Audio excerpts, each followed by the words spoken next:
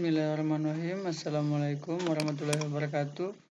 Perkenalkan, nama saya Rahman Rizky Mudin dengan NIM 18650.002. Di sini saya akan melanjutkan review materi bab 2, di mana bab 2 ini berjudul fase definisi memahami masalah user. Pendahuluan. Tujuan dari fase definisi adalah untuk memahami dengan baik masalah-masalah yang dihadapi oleh user dalam memperkirakan biaya dan waktu penyelesaian proyek. Ada 3 aktivitas utama yang harus dilakukan dalam fase definisi.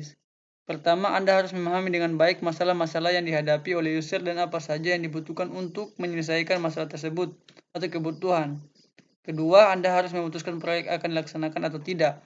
Jika keputusannya adalah melaksanakan proyek tersebut, Anda harus dapat menganalisis semua risiko-risiko yang mungkin terjadi yang dapat menggagalkan proyek tersebut. Analisis ini sangat membantu dalam penulisan proposal yang berisi rincian mengenai proyek apa yang akan ditawarkan, kapan dan berapa biayanya, termasuk biaya untuk risiko-risiko yang mungkin terjadi. Selanjutnya, menulis pendahuluan perencanaan proyek atau preliminary project plan. P3K merupakan langkah pertama dalam merencanakan langkah-langkah berikutnya yang harus diambil untuk mengembangkan produk dan sumber-sumber apa saja yang dibutuhkan untuk setiap langkahnya. Rencana tersebut menggambarkan berapa lama sumber-sumber tersebut akan diperlukan dan berapa banyak biaya yang akan dikeluarkan. Ketiga, Anda harus memberikan perkiraan-perkiraan ini kepada user dalam bentuk proposal. Seberapa jauh perkiraan tersebut dapat dipertanggungjawabkan? Ada 2 alasan. Dalam hal ini, pertama, kita tidak begitu ahli dalam memperkirakan sesuatu. Kedua, perkiraan-perkiraan tersebut dibuat pada saat masih dalam tahap pendefinisian masalah, di mana pada saat itu baru sebagian kecil informasi yang kita peroleh dari masalah yang sedemikian luas. B. Dokumen kebutuhan atau requirement document atau RD.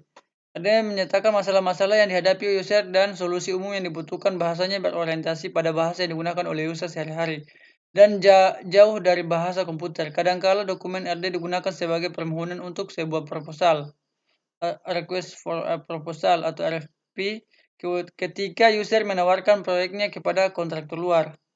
Berikut ini pertanyaan yang berhubungan dengan wawancara yang akan dilakukan. Pertama, cari tahu tentang aliran informasi yang ada dalam perusahaan tersebut.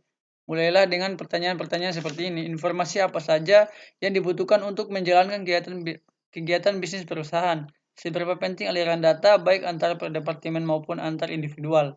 Tentukan frekuensi, waktu, dan keakuratannya. Kedua, masukan-masukan yang diterima diikuti dengan pertanyaan-pertanyaan sebagai berikut. Informasi apa saja yang dibutuhkan untuk menghasilkan masing-masing barang, informasi apa yang tersedia, kapan, di mana, informasi-informasi baru apa saja yang harus dikumpulkan. Ingat tentang 5W. Who, what, where, when, why. Sediakan untuk pertanyaan-pertanyaan di atas selama membuat. C. Tanggung jawab user. Meskipun user tidak menulis RD, dia bertanggung jawab untuk menyediakan pewawancara tim proyek yang dapat dipercaya dan informasi tepat pada waktunya. User harus dapat mengajukan orang yang mengetahui tentang semua sistem yang ada dan apa saja yang dibutuhkan untuk sistem baru. D. Keputusan melaksanakan atau tidak melaksanakan proyek. Dalam suatu studi kelayakan, kita mempertimbangkan semua penyelesaian masalah teknis yang mungkin dan coba untuk memperkirakan biaya dari masing-masing penyelesaian masalah untuk suatu proyek yang berukuran besar.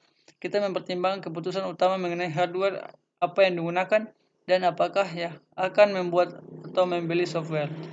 Untuk proyek berukuran kecil sampai menengah, studi kelayakan yang formal tidak perlu ditulis. Biasanya cukup dengan mengangkat seseorang untuk mempelajari penyelesaian masalah yang mungkin dan menilai keuntungan-keuntungan. Manajemen risiko. Menurut sejarah industri pemrosesan data telah membuat reputasi yang buruk sekali karena meremehkan proyek-proyek yang ada.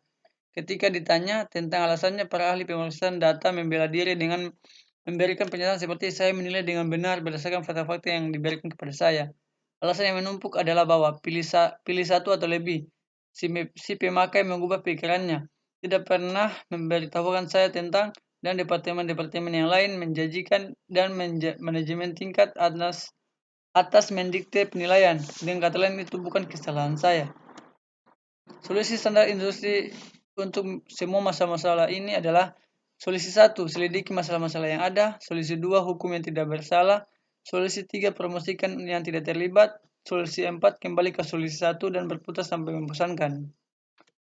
F4, 4 langkah manajemen risiko. Setiap proyek akan tepat waktu dan sesuai anggaran jika tidak ada yang salah.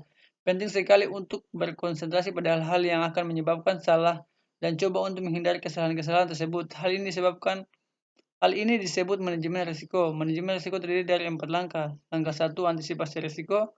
Langkah 2, singkirkan risiko yang mungkin terjadi. Langkah 3, kurangi dampak risiko. Langkah 4, tetap tenang ketika terjadi kesalahan.